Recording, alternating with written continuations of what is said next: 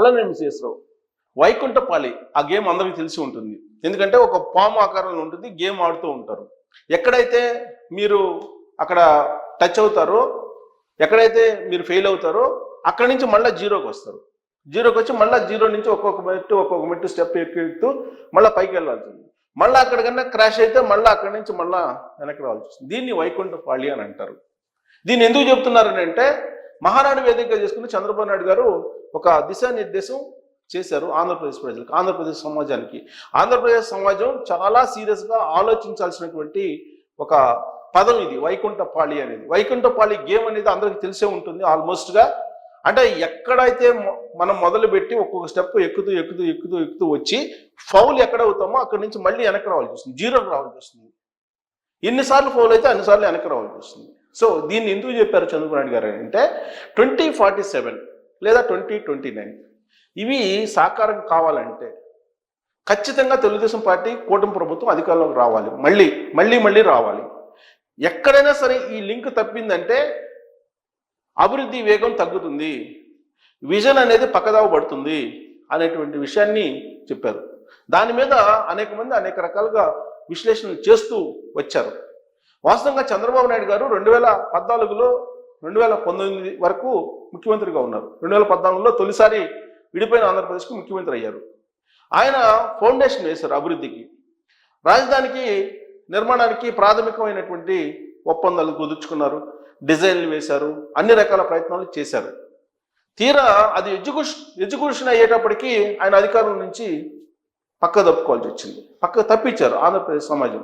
దాంతో ఏం జరిగింది అనేది అందరికీ తెలుసు. మరి అలాంటి తప్పు మళ్ళీ చేస్తే మళ్ళీ వైకుంఠపాళి గేమ్ లాగా మళ్ళీ వెనక్కి పోవాల్సి వస్తుంది అనేది చంద్రబాబు నాయుడు గారు చెప్తున్నారు.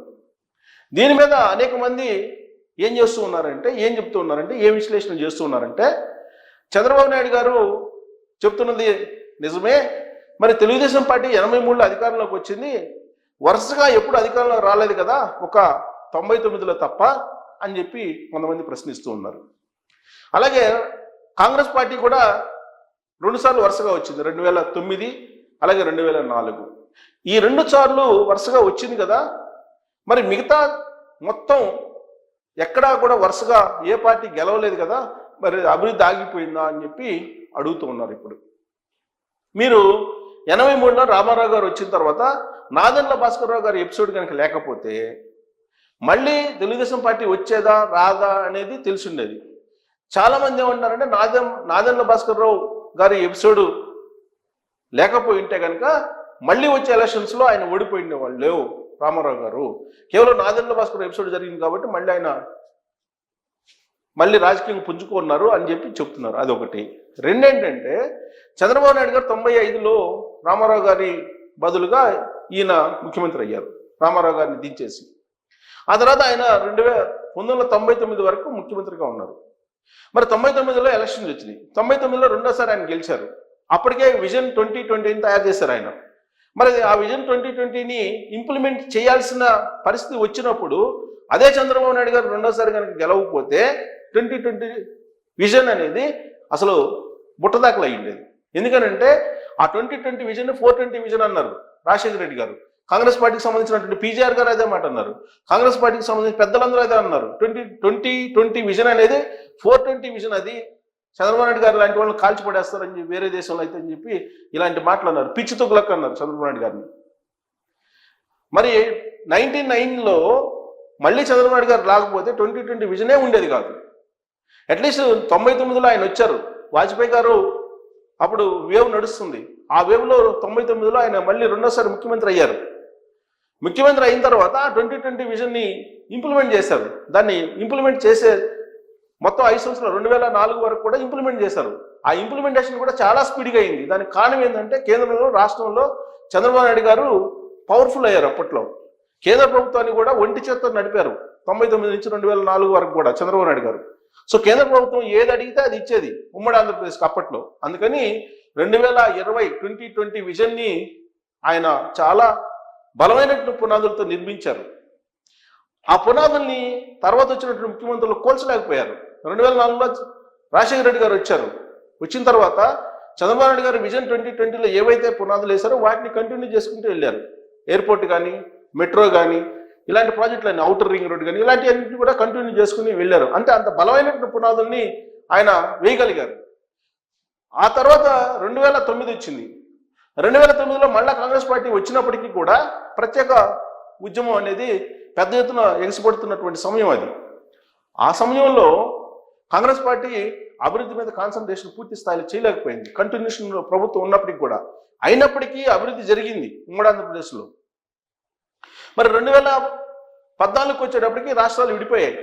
విడిపోయిన తర్వాత కేసీఆర్ గారు వరుసగా 2 సార్లు అధికారంలోకి వచ్చారు. మరి 2 సార్లు అధికారంలోకి రాబట్టే ఇప్పుడు తెలంగాణ డెవలప్ అయింది. తలసరి ఆదాయం ఇప్పుడు దాదాపు 3.5 లక్షలు ఉంది. మరి అదే ఆంధ్రప్రదేశ్కి ప్రభుత్వం మారిపోయింది. ప్రభుత్వం మారిపోయి 2014లో నుంచి 19 వరకు చంద్రబాబు గారు ఉంటే 2019లో జగన్మోహన్ రెడ్డి గారు వచ్చారు. దాంతో అమాంతం పడిపోయింది ఆంధ్రప్రదేశ్ అభివృద్ధి. ఆంధ్రప్రదేశ్ తలసరి ఆదాయం కూడా ఇప్పుడు తెలంగాణతో పోల్చుకుంటే తక్కువగా ఉంది. పైగా రెండోసారి ముఖ్యమంత్రి అయిన తర్వాత స్టెబిలిటీగా ఉన్నటువంటి ప్రభుత్వాన్ని ఏర్పాటు చేశారు కేసీఆర్ గారు. 2014 నుంచి 2023 వరకు వరుసగా ఆయన ముఖ్యమంత్రిగా ఉన్నారు కాబట్టి ఆయన ఆలోచన మేరకు అభివృద్ధి చేసుకుంటూ వెళ్ళారు. అది తప్ప ఒప్ప తర్వాత సంగతి. కాళేశ్వరం ప్రాజెక్టు మీద భిన్నాభిప్రాయాలు ఉన్నాయి. కాళేశ్వరం ప్రాజెక్ట్స్ వద్దు అన్నటువంటి వాళ్ళు ఉన్నారు. కానీ ఆయన 2018లో అధికారంలో రాకపోయి ఉంటే కేసీఆర్ గారు ప్రాధాన్యతలు మారిపోయింది. అప్పటి వరకు కేసీఆర్ గారు 2014 నుంచి 18 వరకు ఏవైతే ప్రాథమికంగా కొన్ని ఫౌండేషన్స్ వేశారో అవన్నీ ఫౌండేషన్ క్రమంలో ఆగిపోయిండేవి. డెవలప్మెంట్ అనేది జరిగి ఉండేది కాదు. కానీ రెండోసారి అధికారం కూడా ఇచ్చారు కాబట్టి అభివృద్ధి అనేది కనిపించింది. మూడోసారి అధికారంలోకి ఇచ్చింది వాళ్ళ తెలంగాణ సమాజం.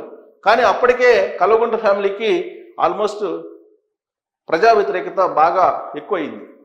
దానికి కారణం రకరకాలు. ఆయన ఇంటి పార్టీ అని, ఆయన ఎవరిని కలవరని, కార్యకర్తలు పట్టించుకోవట్లేదని, లీడర్లు లెక్క చేయాలని, గద్దర్ లాంటి వాళ్ళని కూడా బయట నిలబెట్టారని, ఇలాంటివన్నీ చాలా ఉన్నాయి, చాలా అంశాలు ఉన్నాయి ఓడిపోవడానికి. సరే, మూడోసారి ఓడిపోయినప్పటికీ ఆయన వరుసగా అధికారంలో ఉన్నారు కాబట్టి జరగాల్సినటువంటి అభివృద్ధి జరిగింది. కానీ ఆంధ్రప్రదేశ్లో అలా కాదు. ఆంధ్రప్రదేశ్లో ఏమైంది? 2014 నుంచి 19 వరకు ఒక ప్రభుత్వం, 2019 నుంచి 24 వరకు ఒక ప్రభుత్వం, 24 నుంచి ఇప్పుడు ఇంకో ప్రభుత్వం ఉంది. సో ఇలా ప్రతిసారి ప్రభుత్వాలు మారిన కారణంగా అభివృద్ధి అనేది ప్రాథమిక దశలోనే కుంటుపడుతుంది. యాక్చువల్గా ఏ ప్రభుత్వం వచ్చినా కానీ ఆ ప్రభుత్వానికి ఒక 1 ఇయర్, ఫస్ట్ ఇయర్ మొత్తం హానిమూన్ పీరియడ్గా ఉండిపోతుంది. అక్కడ ఆ 1 ఇయర్లో ప్రభుత్వాన్ని సెటరేట్ చేసుకోవడం కోసం సరిపోతుంది. ఆ తర్వాత 2 సంవత్సరాలు అభివృద్ధి దిశగా అడుగులు వేస్తారు. అడుగులు వేసి ఫౌండేషన్, ప్రాథమికమైనటువంటి గ్రౌండ్ని ప్రిపేర్ చేసుకుంటారు. 3rd ఇయర్ వచ్చేటప్పటికి ఎడ్యుకేషన్లో ఉంటుంది.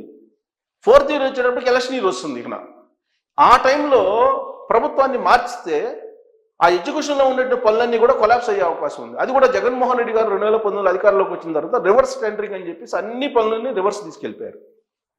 పైగా అమరావతి ప్రాజెక్టు కూలిపోయేలా చేశారు.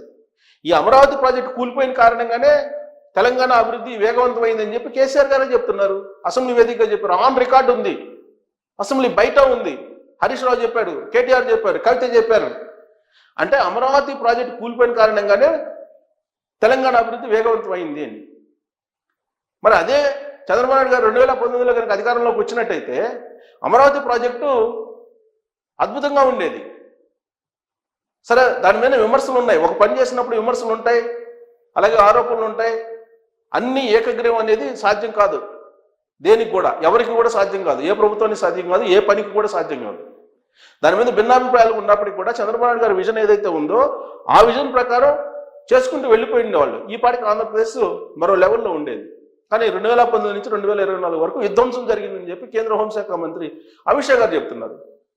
మరి మళ్ళీ అధికారంలోకి వచ్చిన చంద్రబాబు నాయుడు గారు మళ్ళీ 1 సంవత్సరం ప్రభుత్వాన్ని సెటరేట్ చేసుకోవటం, 2వ సంవత్సరం మళ్ళీ డిజైన్ చేసుకోవటం, 3వ సంవత్సరానికి వచ్చి ఎడ్యుకేషన్కి వెళ్ళి 4వ సంవత్సరానికి డెవలప్మెంట్ కనిపించేలాగా చేస్తే ఆ టైంలో మళ్ళా కనుక ప్రభుత్వాన్ని కనుక మీరు మారిస్తే మళ్ళీ మొదటికి వస్తుంది వైకుంఠపాళి గేమ్ లాగా.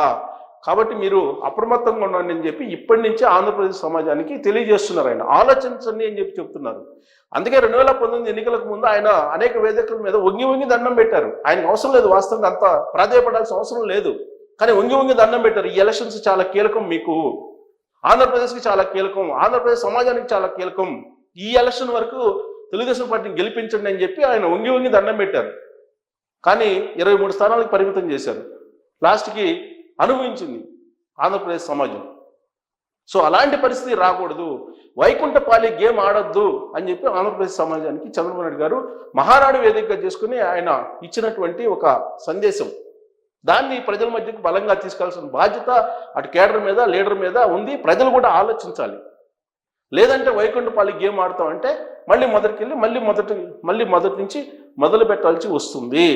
మరి చంద్రబాబు గారు చెప్పినటువంటి ఈ సందేశం, ఇచ్చినటువంటి ఈ సందేశం, చెప్పినటువంటి మాటలు ఎంతవరకు నిజము, ఎంతవరకు అవి వర్కౌట్ అవుతాయి అనే దాని మీద మీరు కామెంట్ చేయొచ్చు. Thank you.